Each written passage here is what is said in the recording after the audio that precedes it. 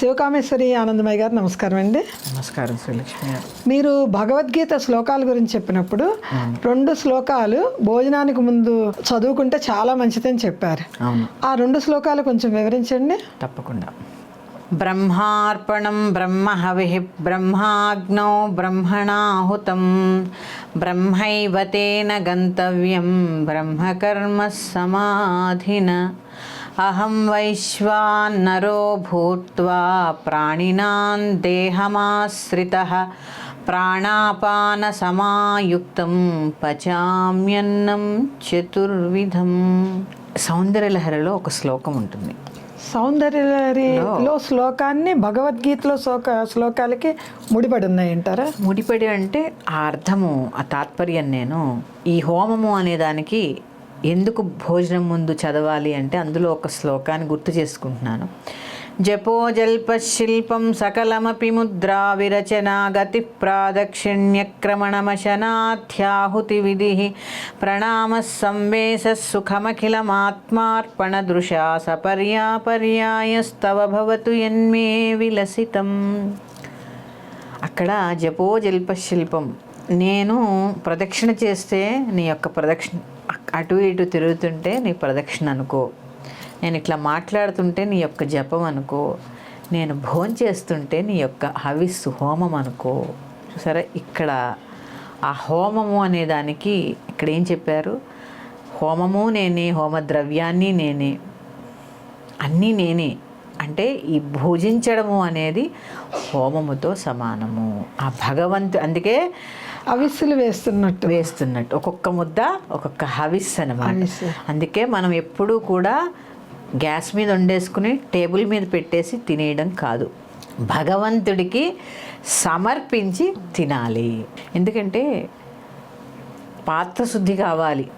ఆ ధాన్యం పండించినప్పుడు వాళ్ళు ఎట్లా, ఆ రైతు ఎట్లాంటి స్థలంలో పండించారు, ఎట్లాంటి మనస్సుతో పండించాడు, ఇవన్నీ కూడా ఎందుకంటే మన ఆహారమే మన మనస్సు.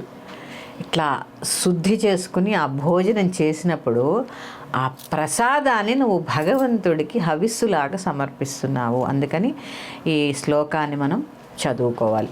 బ్రహ్మార్పణం బ్రహ్మహవిః బ్రహ్మాగ్నౌ బ్రహ్మణాహుతం బ్రహ్మైవ తేన గంతవ్యం బ్రహ్మకర్మ సమాధినః. తర్వాత అహం వైశ్వానరో భూత్వా ప్రాణినాం దేహమాశ్రితః ప్రాణాపాన సమాయుక్తం పచామ్యన్నం చతుర్విధం. ఎన్ని రకాల వాయువులు ఉంటాయి? ప్రాణ వ్యాన ఉదాన సమాన. 5 రకాల ప్రాణ వ్యాన అపాన ఉదాన సమాన.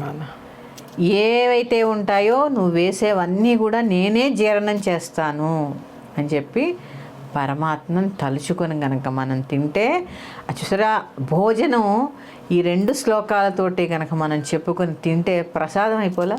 ప్రసాదమేనండి, ప్రసాదమే కదా. ఇప్పుడు ఈ ప్రసాదం గనక మన శరీరాన్ని, మన మనస్సుని తయారు చేసింది అనుకోండి, అది ఎంత ఆరోగ్యంగా ఉంటుంది. మనమే పండించే వాళ్ళు ఏమిటో తెలియదు, ఎక్కడి నుంచి వస్తున్నాయో తెలియదు, ఎక్కడ కొంటామో కూడా తెలియదు. కానీ మన దగ్గరికి వచ్చిన తర్వాత మనం దాన్ని శుద్ధి చేసుకున్నట్టుగా భావించుకొని అంతే ఈ 2 శ్లోకాలు చదువుకొని మనం భుజించాలి. భగవంతుడికి సమర్పించి తింటే ప్రసాదము చాలా మంచి విషయం అండి. ఎక్కడైనా ఉండండి మీరు, ఇంటి దగ్గర నుంచి మనం ఇక్కడ బాక్స్ తెచ్చుకున్నా కూడా ఆ భగవంతుడికి ఒక్కసారి ఏమొద్దు, అన్ని మంత్రాలు ఏమి రావు, మనసులో ఒక్కసారి శ్రీమాత్రే నమః చాలు. మిరపకాయ బజ్జీ తెచ్చుకుంటాం, లేకపోతే ఏదో జిలేబీ తెచ్చుకుంటాం, అది కూడా భగవంతుడికి సమర్పించి తినడం అనేది అలవాటు చేసుకుంటే అంతే. కానీ ఫలితం వెంటనే చూపిస్తున్నారు కదండి. ఇంత తినగానే ఎక్కడ లేని శక్తి వస్తుంది మనకి, వస్తుంది కదా. లేదమ్మా, మనం భుజించే ఆహారమే మన మనస్సు, మన దేహము, అవి పవిత్రంగా ఉండాలి. దేహదారుఢ్యం కావాలి అంటే భగవంతుడి కృప కూడా చాలా అవసరం. రోగభూయిష్టం లేని శరీరము, మనస్సు కూడా చాలా, మనసుకు కూడా రోగం ఉండకూడదు. అవునండి, అవసరం. కాబట్టి ఒక్కసారి ఆ భగవంతుడిని స్మరించుకుని తినడం అనేది ఉత్తమమైన చర్య.